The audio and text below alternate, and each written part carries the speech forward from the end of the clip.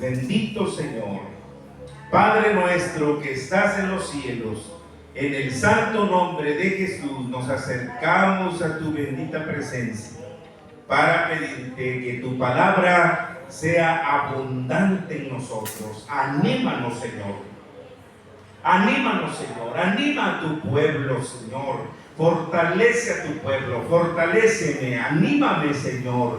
Dame fuerza, porque la fuerza viene de ti. La gracia, el poder, bendito Señor. En esta noche pedimos liberación, pedimos sanidad, pedimos comprensión, Señor, de tu palabra. En tus manos, Señor Jesucristo, está nuestra vida. Leeremos tu palabra en tu nombre. Gloria a Dios. Libro de Job. Es un libro poético. Capítulo 13, versículo 4. Este libro corresponde a los libros poéticos. Los eruditos dicen que fue escrito primero que Génesis, de acuerdo a la cronología. Vamos a leer el verso 4. ¿Ya lo tienen, hermanos? Job 13, 4. Unidos. Porque ciertamente vosotros sois fraguadores de mentira. Sois todos vosotros médicos nulos. Siéntense, hermanos. El tema de hoy, médicos sin valor. Puede usted llevar la temática, puede usted memorizarla. Médicos sin valor. Job está acusando, entre comillas, a sus amigos. ¿Por qué digo a sus amigos? Porque estos tres amigos bastaban para, como se dice, con estos amigos, ¿para qué queremos enemigos? Estos amigos que supuestamente vinieron a consolarle, en lugar de consolarle, le estaban injuriando, le estaban ofendiendo. Vinieron a sanarlo, vinieron a confortarlo y lo estaban lastimando. No había medicina en las palabras de ellos, de sus amigos. Él estaba en el infortunio más crudo, más difícil. Así que por eso acusa, ciertamente ustedes son fraguadores de mentira. Está acusando directamente a sus amigos, a los que vinieron a consolarle. Todos ustedes, les dice Job, son médicos nulos, médicos sin valor. Y de ahí, hermanos, ha salido el tema. Médicos sin valor. Se investigó sobre cuántos médicos creen en Dios. La investigación resolvió que el 40% de los médicos tienen creencias espirituales. El 39% afirma no tener creencias religiosas o espirituales. Y el 12% prefiere no contestar. Y un 9% confirma que cree en Dios. Entonces imagínense que un 100% de los médicos, solo un 9% suele creer en un Dios todopoderoso. Y hay médicos tan sinceros que tienen fe, que cuando el paciente está en una situación crítica y difícil, el médico le dice: vamos a hacer todo lo posible. Vamos a hacer todo lo posible, pero usted tiene que ponerse en las manos de Dios. Doctor, ¿y voy a salir bien? Pues solo Dios sabe, dice el médico que cree, el médico que tiene fe. Doctor, ¿no me voy a morir? Pues La vida, nuestra vida, dicen algunos médicos, está en las manos de Dios. Y le dicen a los familiares, la ciencia médica ya no puede hacer nada, pero la última palabra la tiene Dios. Pero un porcentaje muy pequeño, un 9% de un 100%. Cuando un médico no hace bien su trabajo, rápidamente se dice que hay negligencia médica. Y se puede manifestar la negligencia médica de diversas formas. La negligencia médica se manifiesta con un diagnóstico incorrecto. Eso es negligencia médica.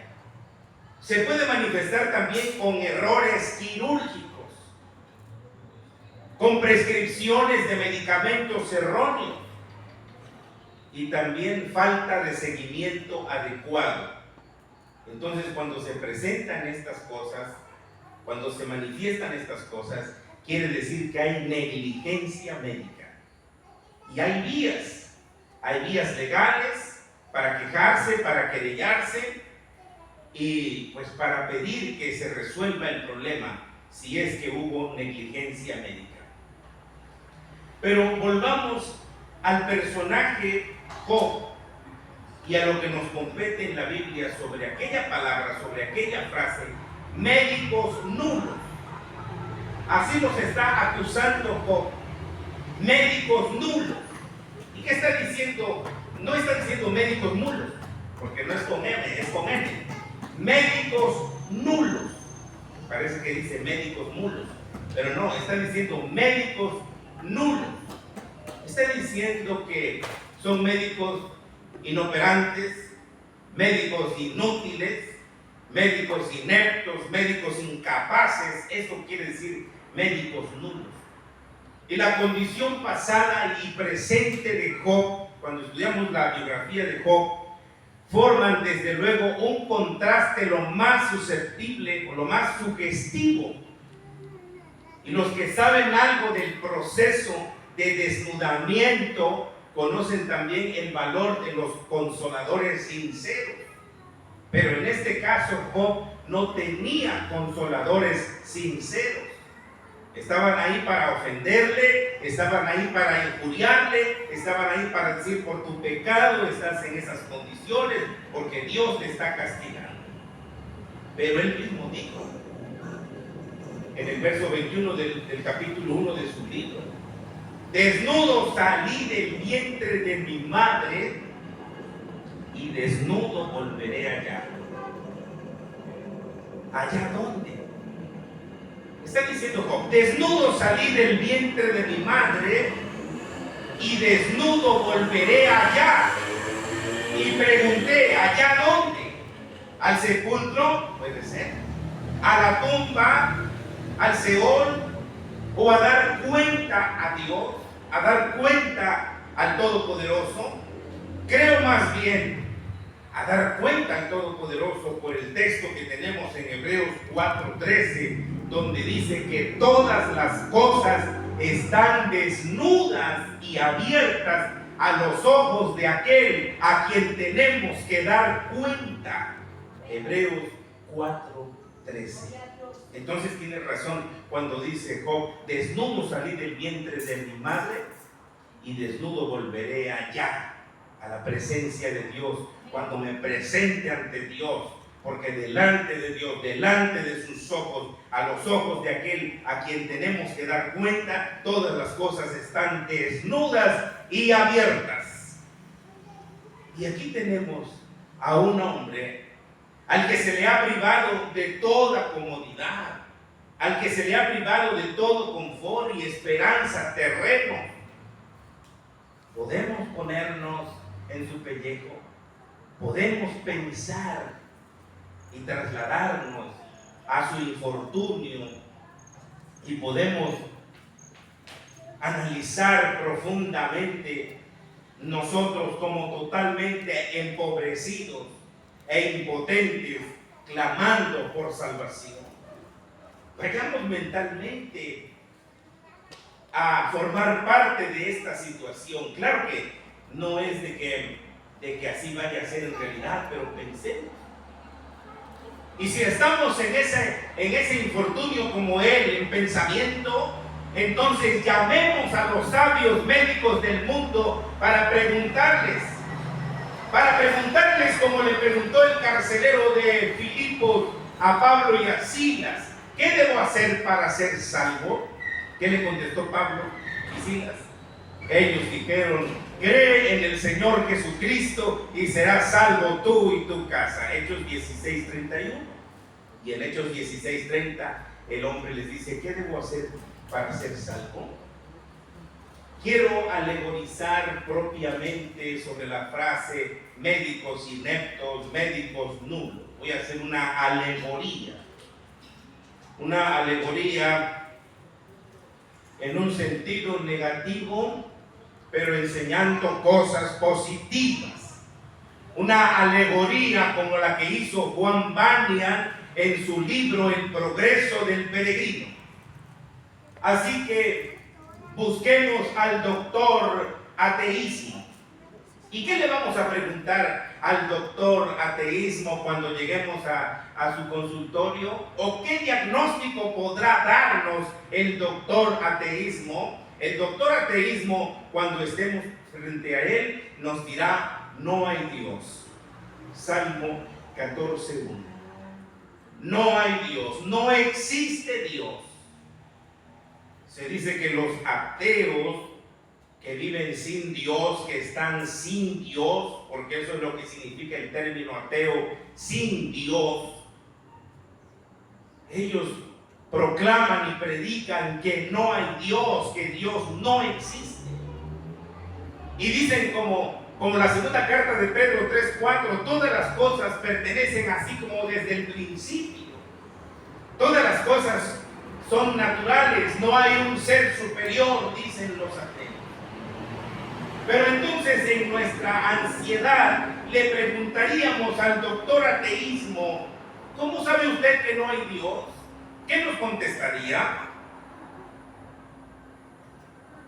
Nosotros le preguntaríamos: ¿ha usted buscado en todos los rincones del universo para poder saber que no hay Dios? Solo podríamos decir: hombre mezquino, egoísta, falta de generosidad hay en ti. Médico nulo, diríamos, igual que Job, médico inepto, porque Dios está en todos lados. Dios puede contemplarse y puede verse en la naturaleza cuando dice: los cielos cuentan la gloria de Dios y el firmamento anuncia la obra de sus manos. Podemos ver a Dios en la risa de un niño, en la belleza de una flor. Vemos a Dios en un nuevo amanecer. En este momento que estaba mirando la luna y que la veo amarilla, digo: ¿cómo Dios es tan grande que nos anuncia que mañana va a ser un sol candente? Porque esa luna amarilla, así como está, casi de color naranja, ¿ve usted? Si la puede ver ahí, se ve por la ventana. Mire cómo se ve.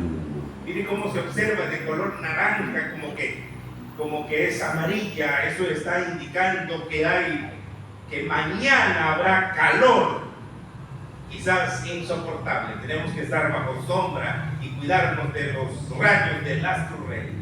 Los cielos cuentan la gloria de Dios. Dios existe.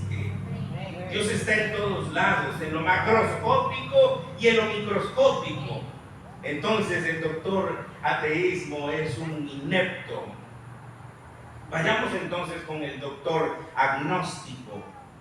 ¿Qué receta nos dará el doctor agnóstico? La receta de este aspirante a sanador es: nadie sabe nada acerca del futuro, todo es incierto, nos dirá el doctor agnóstico. Yo no puedo estar seguro. Pero entonces preguntaría: ¿por qué tengo una conciencia? Porque todos tenemos una conciencia. ¿Y qué cosa es conciencia? Conciencia es conocimiento. Eso es conciencia, conocimiento de las cosas. Tenemos conciencia de las cosas. Tenemos conciencia de lo bueno y conciencia de lo malo. Conciencia cuando procedemos bien y conciencia cuando procedemos mal. Cuando la conciencia está cauterizada o cuando la conciencia está muerta, entonces ya no sabemos si procedemos bien o procedemos mal. Entonces, ¿por qué anhelamos y buscamos la certidumbre? Porque tenemos conciencia. Pero el doctor agnóstico nos dirá, todo es incierto. Ahora, con la conciencia nosotros estamos conscientes del pecado. Y si estamos conscientes del pecado, ¿por qué no podemos estar conscientes del perdón? Claro que al estar conscientes del pecado, también podemos estar conscientes del perdón. El pecador puede alcanzar el perdón por la gracia bendita de nuestro Señor Jesucristo. Pero este médico agnóstico es otro médico nulo. Es otro médico sin valor. Ahora vayamos a consultar al doctor no infierno. ¿Me está entendiendo lo que quiero decir con estas ideas? El doctor no infierno es un viejo caballero vestido con traje moderno y declara que no debes temer, que no debes tener miedo, porque Dios es misericordioso y Dios nunca castigará a ninguno de los hijos de Adán en un infierno de fuego. Muchos predican que no hay infierno. Nos quedamos asombrados ante este médico no infierno, porque este médico dice, no existe el infierno. Imagínense, si no existiera el infierno, ¿qué estamos haciendo aquí? Si no hay un infierno para los incrédulos, no debe haber un cielo para los redimidos. Así de sencillo. Pero ¿quién dijo que existe un infierno y que hay un infierno eterno, que hay un infierno de fuego eterno? Jesucristo lo dijo. Jesucristo es verdad. Jesucristo es la encarnación de la verdad. Cuando hay personas que les hablas del infierno, inmediatamente te preguntan y te dicen, bueno, a ver, eso no es cierto. ¿Quién ha ido y quién ha venido? Rápidamente podemos contestarles, Cristo Jesús. Él fue al infierno. Fue hasta el corazón de la tierra y estuvo en el infierno. Las puertas del infierno se abrieron y el Señor estuvo allá predicando a los espíritus encarcelados. Porque así lo dice la palabra de Dios. Y Jesucristo habló de un fuego eterno que arde y que nunca se apaga. No estaba hablando figurativamente. No estaba hablando en alegoría. No estaba hablando en metáfora, estaba hablando en realidad, porque cuando en Lucas encontramos aquel relato del hombre que estaba en el infierno, de aquel rico que estaba en el infierno, aquel hombre estaba consciente de que estaba en el infierno, y él dijo, estoy atormentado en esta llama, estoy atormentado en esta llama. Entonces, si no hay juicio en el más allá, ¿por qué aquí prosperan los malvados? Esa es una pregunta que a veces hasta se hacen también los creyentes, los justos. ¿Por qué prosperan los malos? ¿Qué no hay juicio en el más allá? ¿Qué no hay infierno? A veces nos sentimos tan atormentados por una conciencia despertada. Y algunos dicen, el infierno es aquí en la tierra. Y eso no es cierto. El infierno no es aquí en la tierra. Otro médico nulo, otro médico inválido, otro médico inoperante, otro médico inútil, inepto, incapaz. Pero también existe el doctor falsa paz. ¿Cuál doctor? ¿Cuál doctor, hermanos? El doctor falsa paz. ¿Cuál es el doctor falsa paz? Bueno, este puede ser descrito como un granuja de cara dulce y lengua empalagosa que dice paz, paz. Esto es solo una excitación. El tiempo es un gran sanador, dice este médico. Tiene razón, tiene un poco de razón. El tiempo sí es un gran sanador, pero no es el todo sanador. La tormenta interior no le obedece a este médico que está diciendo paz, paz, porque hay gente que tiene tormenta interior y aunque este médico diga no pasa nada, no tengas miedo, todo está bien, las almas atormentadas no pueden sentir tranquilidad. Cuando un alma está hambrienta del pan verdadero, del pan vivo que descendió del cielo, entonces esa alma busca y en la búsqueda encuentra la verdad. Hay gente que se dedica a buscar la verdad y encuentran la verdad porque sus almas están hambrientas de la verdad. Pero aquel médico puede decir, sáciate. Pero si no te da el pan, si no te da la realidad, si no te da la verdad, ¿cómo puedes saciarte cuando no hay nada que comer? Pues eso sería solo un miserable consuelo. En el otro aspecto, cuando dice la palabra de Dios que si alguien tiene hambre y tú tienes que darle de comer y le dice, ve y sáciate, pero no le das lo que necesita, pues es como una ofensa. Es como ofenderle.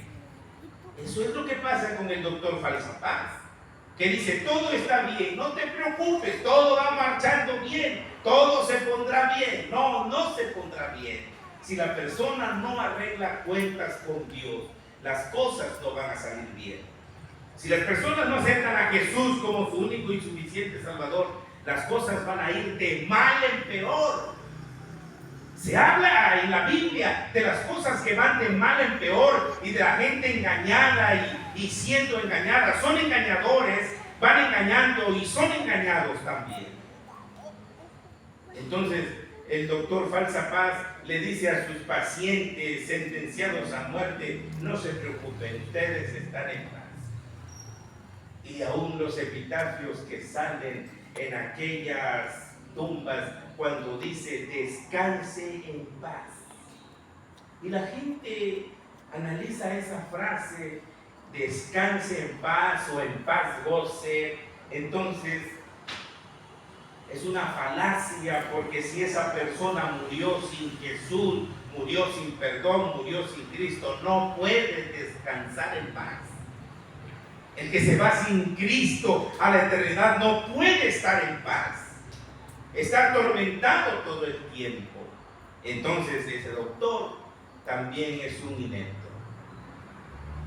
Está el doctor suficientemente bueno. Y este hombre tiene unos modales que parece un ángel. Su receta para un alma convicta de pecado es: nunca le has hecho nada malo a nadie. Nunca le has hecho daño a nadie. Siempre has pagado tu camino. No te preocupes. Y hay gente que le llega a este pensamiento: pero yo no le he hecho mal a nadie. Yo no he matado, no he robado, no he violado, no he adulterado, no he fornicado. Basta entonces con eso para que el doctor suficientemente bueno te diga: tú así estás bien, no necesitas un salvador, no necesitas un redentor, no necesitas que alguien te salve porque tú eres una persona buena. Y déjeme decirle que dentro de las religiones hay personas amables, personas entre comillas buenas, personas que apoyan, que ayudan, que podríamos pensar que esas personas ya se ganaron el cielo. Leyendo en un libro acerca de la comparación de la doctrina cristiana y la doctrina romanista del catolicismo, me encuentro que una persona pensaba que Dios lo iba a salvar porque él tenía una pierna enferma y había sufrido mucho con ese dolor y con esa pierna, y él tenía el pensamiento de que por todo su sufrimiento que él había pasado, el Señor lo iba a salvar al final de todo. Pero si no es por dolor, no es por enfermedad, no es por obras, no es por lo que hagas o dejes de hacer, no es por ningún mérito. No, imagínense que alguien piense que es suficientemente bueno y que no necesita al Salvador. Entonces podría pensar esa persona que va a entrar al cielo sin tocar baranda, o que va a entrar con las puertas completamente abiertas de par en par porque es bueno. Pero ¿quién es suficientemente bueno cuando en realidad todos somos malos? Cuando leemos el diagnóstico del profeta Isaías, que es un buen doctor, es uno de los doctores buenos, es un buen médico. ¿Cuál es el diagnóstico que nos da Isaías? Desde la cabeza hasta la planta de los pies no hay cosa buena. Toda es una hinchazón y podrida llaga. Vas al consultorio de Isaías, vas al consultorio del profeta Isaías. Doctor Isaías, dígame cómo estoy. Pues mira, tú estás podrido desde la cabeza hasta los pies. Doctor, ¿pero cómo? Sí, no hay cosa buena en ti. Desde la coronilla hasta los pies estás podrido. Tus heridas no están vendadas ni suavizadas con aceite. Oiga, ¿cómo saldría esa persona del consultorio del doctor, del profeta Isaías? Pues saldría cabizbajo. Como muchos salen cuando el doctor les dice, no tiene usted remedio. No tiene usted remedio, ya el cáncer está en fase terminal, ya ni quimioterapias, ni nada de lo que le hagan, usted solamente tiene 15 días de vida. ¿Cómo sale una persona así? Alegre y feliz y gozosa y diciendo, qué bueno, me voy a morir, vamos a hacer fiesta porque me voy a morir. No, empieza a llorar y si le da tiempo y tiene un buen proceder, entonces arreglará su vida, arreglará la situación porque se va a la eternidad. Entonces el doctor suficientemente bueno también es un doctor falso, su diagnóstico totalmente falso. Hay otro doctor, el doctor actúa mejor. Bueno, este pretendido médico es muy locuaz, es decir, locuaz no quiere decir que es loco, sino que quiere decir que es muy elocuente. Y es muy cierto, dice este doctor actúa mejor, que eres muy malo, pero que debes tratar de actuar mejor en el futuro. Fíjense, es el pensamiento que viene a la mente. Eres malo, eres una desgracia, eres un desastre, pero ahora pórtate bien. Mañana pórtate bien y en el futuro pórtate bien. Actúa mejor. Actúa mejor. Y eso también es una hipocresía porque es una actuación. Actúa mejor. Pero en el fondo la persona es mala. La realidad, amados hermanos, es que la justicia de los hombres ante Dios son como trapos de inmundicia. Además, la futura buena acción no puede borrar mi pasado culpable. ¿O sí, hermanos? No. Si nosotros tenemos un pasado culpable, no por una futura buena acción, mi pasado culpable se borrará. Mi pasado culpable será borrado solamente por la sangre de Jesucristo. Y es que ahí está diciendo la palabra del Señor claramente que el Señor pasa por alto los pecados pasados que nosotros cometimos en nuestra ignorancia. Así que, además, la futura buena acción no podrá borrar las cosas que hice ayer. Este médico actúa mejor, es un médico inoperante. Hay otro doctor. Este doctor se llama tiempo suficiente. Así se llama este doctor. El doctor tiempo suficiente. Sí, dice el doctor, tiempo suficiente. Deberás preocuparte por tu alma, pero no hay prisa. Sí, preocúpate por tu alma, pero no hay por qué apresurarse. Puedes salvarte en tu lecho de muerte. Puedes alcanzar la salvación ya cuando estés a punto de colgar los guantes, entonces ahí te entregas. Pero ¿cómo puedo saber si tendré lecho de muerte? ¿Qué es un lecho de muerte? Pues una cama de muerte. Un lecho es una cama. Un lecho es un colchón, vamos a pensarlo. Entonces, ¿sabemos que todos vamos a tener un lecho de muerte? No lo sabemos porque no sabemos cómo vamos a morir. No sabemos si vamos a morir sentados, o si vamos a morir quemados, o si vamos a morir ahogados, o cómo vamos a morir. ¿Usted sabe cómo va a morir? Yo no sé cómo voy a morir. Dios sí sabe cómo voy a morir, pero no puedo retardar mi decisión al momento de la muerte. Yo tengo que tomar decisiones urgentes. La decisión de entregar mi vida a Jesucristo es ya. No puedo decir, bueno, ya hasta que esté en el lecho de la muerte me entrego. La vida es incierta. La muerte puede caer repentinamente. Entonces, sellar en una fracción de tiempo mi terrible condena para la eternidad no es nada fácil. Este médico, doctor tiempo suficiente, también es inepto. Y está el doctor demasiado tarde. Hace muchos años repartimos una literatura evangelística y cristiana que esa literatura decía, estoy demasiado. Y entonces, en forma de caricatura, se le anunciaba el evangelio a la persona y decía, soy demasiado niño, más tarde. Soy demasiado joven, más tarde. Estoy demasiado ocupado, más tarde. Ya después la caricatura era un anciano.